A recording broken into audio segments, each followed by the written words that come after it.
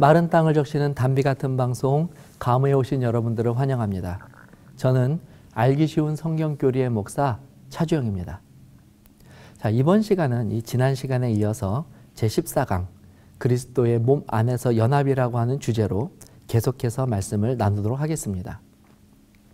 오늘 나눌 말씀은 교회의 연합을 이루는 방법입니다. 지난 시간 우리는 교회가 연합해야 되는 이유와 그리고 필요성에 대해서 살펴보았습니다. 다시 한번 정리하면 교회가 연합해야 되는 가장 중요한 이유는 우리가 예수님께로 부여받은 거룩한 사명, 즉 복음 사업을 가장 효과적으로 성취할 수 있는 이 도구와 또한 근간이 되기 때문입니다. 그렇다면 교회의 연합을 실제적으로 이루기 위해서 우리에게 필요한 노력은 무엇이 있을지 하나씩 살펴보도록 하겠습니다. 우선 교회의 연합과 관련해서 가장 중요한 것은 어떻게 연합하느냐가 아니라 누구와 연합하느냐를 먼저 살펴보는 것입니다. 초대교회 당시 고린도 교회는 매우 심각한 문제가 있었습니다. 그것은 교회 안에서 당을 짓는 일, 즉 분열하는 일이 벌어졌다는 것입니다. 고린도전서 1장 11절에서 12절입니다. 내 형제들아 근로의 지편으로 너희에 대한 말이 내게 들리니 곧 너희 가운데 분쟁이 있다는 것이라. 내가 이것을 말하거니와 너희가 각각 이르되 나는 바울에게, 나는 아볼로에게, 나는 게바에게, 나는 그리스도에게 속한 자라 한다는 것이니. 어제 우리는 교회의 가장 이상적인 모습은 이 모든 교회가 연합하는 것임을 살펴보았습니다. 그럼에도 불구하고 이 교회 안의 분열은 초대교회도 피해갈 수 없는 문제였다는 사실에 약간의 충격을 받기도 합니다. 당시 고린도 교회는 이 바울을 따르는 자들과 아볼로를 따르는 자들, 그리고 베드로를 따르는 자들로 나뉘어져 있었습니다. 그런데 고린도 교인들이 따르는 자들은 사실 모두 당대에 매우 헌신적으로 복음 사업을 진행하는 교회의 지도자이며 또 존경받을 만한 자들이었다는 사실입니다. 여기서 문제는 이들을 따르는 자들 때문에 고린도 교회가 큰 어려움을 겪게 됐다는 점입니다. 이 경우에서 볼 수 있듯이 교회의 연합은 제 아무리 뛰어나고 능력 있고 또 존경받을 만한 존재라고 하더라도 교회의 연합이 대상이 사람이 되게 되면 결국 고린도 교회와 같은 어려움에 봉착하게 될 것이라는 것입니다.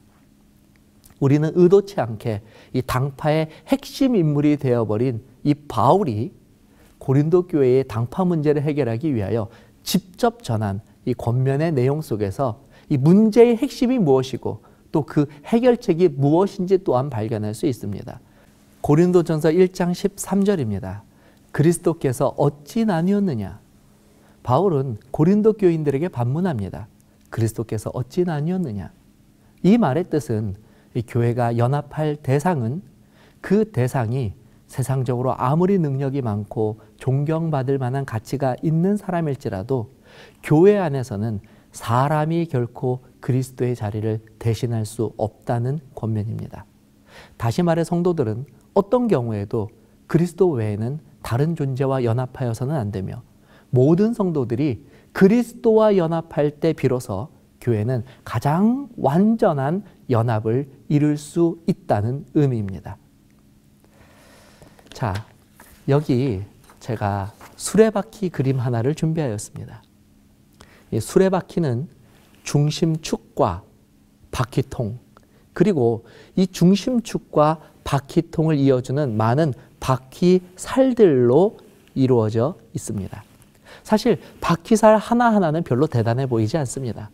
그러나 일단 이 바퀴살들이 모두 이 중심축을 향하여 단단히 고정된다면 제 아무리 크고 무거운 바퀴라도 어렵지 않게 굴러가게 될 것입니다.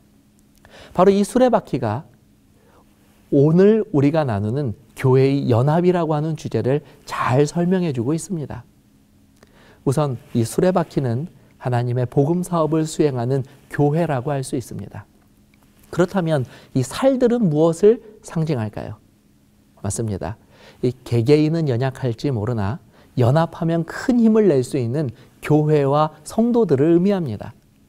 그러나 제 아무리 많은 성도들이 모여 있다고 하여도 이 성도들이 고린도 교회처럼 각자 연합하는 그 대상이 다르다면 이 바퀴는 결코 굴러가지 못할 것입니다. 오로지 이 바퀴가 굴러갈 수 있는 한 가지 방법은 모든 바퀴의 살들이 이 중심축에 단단히 붙어 있게 될 때에만 가능합니다. 그렇다면 이 중심축은 무엇입니까? 맞습니다. 예수 그리스도입니다. 여기서 우리가 조금 더 이 상징을 주목하여 볼 것은 이 살들의 간격이 중심축으로 갈수록 더욱더 촘촘해지는 바로 이 부분입니다. 놀라운 사실은 우리가 사람을 중심으로 교회가 연합할 때에는 오히려 성도들 간의 거리가 분열되고 멀어지고 불화와 여러 가지 일들이 일어나는데, 그리스도께로 성도들이 연합하게 되면 오히려 성도들 간의 거리도 더불어 가까워지게 될 뿐만 아니라 더욱더 단단한 연합을 이룰 수 있게 된다는 사실입니다. 그러므로 이 교회의 연합에 있어서 가장 중요한 것은 어떻게 연합할 것인가가 아니라 누구랑 연합할 것인가를 가장 먼저 생각하고 또 가장 많은 주의를 기울여야 한다는 것입니다. 엘렌 화이트 여사도 교회 안에 있어야 할 연합의 본질에 대해서 다음과 같이 이야기하였습니다.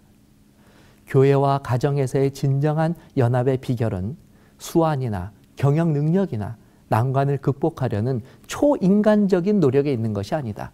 물론 이런 것들도 어느 정도의 효력이 있겠지만 그리스도와의 연합이 진정한 연합의 비결이다. 자, 그렇다면 이제 마지막으로 이 교회의 연합을 위하여 가장 효과적인 방법이 무엇인지를 살펴보겠습니다. 우리가 살고 있는 세상처럼 이 교회도 다양한 사람들이 존재합니다. 나이나 성별의 차이뿐만 아니라 살아온 환경이나 가정 형편도 각자가 다 다르고, 또 요즘은 이 국가 간의 왕래도 활발해지면서 교회 안에 다양한 국적들의 사람들이 함께 모여 있는 것도 우리가 자주 보게 됩니다. 그렇다면 어떻게 해야 이렇게 다양한 사람들이 한 분 예수님과 연합하여 이 복음 사업을 힘있게 이끌어갈 수 있을까요? 우리는 이미 성경에서 하나 되게 하시는 사역을 감당하시는 하나님이 계시다고 하는 사실을 알고 있습니다. 에베소서 4장 3절 4절입니다. 평안에 매는 줄로 성령이 하나 되게 하신 것을 힘써 지키라. 몸이 하나요 성령도 한 분이시니 이와 같이 너희가 부르심의 한 소망 안에서 부르심을 받았느니라. 성도들이 그리스도와 연합하는 방법, 그것은 바로 그리스도와 연합하기 위하여 간절한 마음으로 성령 하나님의 도움을 구하는 것입니다. 성령 하나님께서는 성도들이 그리스도와 연합하고자 할 때 그들을 그리스도께로 이끌 뿐만 아니라 그리스도께 단단히 고정될 수 있도록 그들을 도우시고 격려하시는 바로 그 일을 하시는 분이시기 때문입니다. 자, 이제 우리는 교회의 연합을 위한 매우 중요한 두 가지 내용을 살펴보았습니다. 첫 번째는 교회의 연합에 있어서 가장 중요한 것은 방법이 아니라 대상이라는 것입니다. 그리고 그 대상은 당연히 교회의 몸이 되신 예수 그리스도가 될 때 교회는 가장 완전한 연합 속에서 또 각자에게 주어진 재능을 충분히 활용하며 하나님의 복음 사업을 힘있게 이어갈 수 있는 것입니다. 그리고 두 번째로 이와 같이 이상적인 그리스도와의 연합을 성도들이 이루기 위해서는 늘 성령의 도우심과 임재를 구하는 이 간절한 간구와 소망이 반드시 전제되어야 한다는 것입니다. 성령 하나님께서는 우리들을 그리스도와 연합시키기 위하여 우리를 그리스도께로 인도하실 뿐만 아니라 우리가 그리스도께 단단히 붙어 있을 수 있도록 또한 도우시고 지도하시고 인도하시는 분이시기 때문입니다. 사도 바울은 그런 의미에서 교회 안에 이 분열의 문제가 일어날 때마다 성령을 따라 행하라는 권면을 계속하여서 반복하면서 권면하였던 것입니다. 자, 이렇게 우리는 제14강 그리스도의 몸 안에서 연합이라고 하는 주제를 살펴보았습니다. 바라기는 이번 강의를 통하여 저와 여러분들이 더욱 그리스도와 연합하는 자가 되어 우리에게 부여된 거룩한 사명을 완수하는 일에 끝까지 동참하게 되시기를 기도합니다. 감사합니다.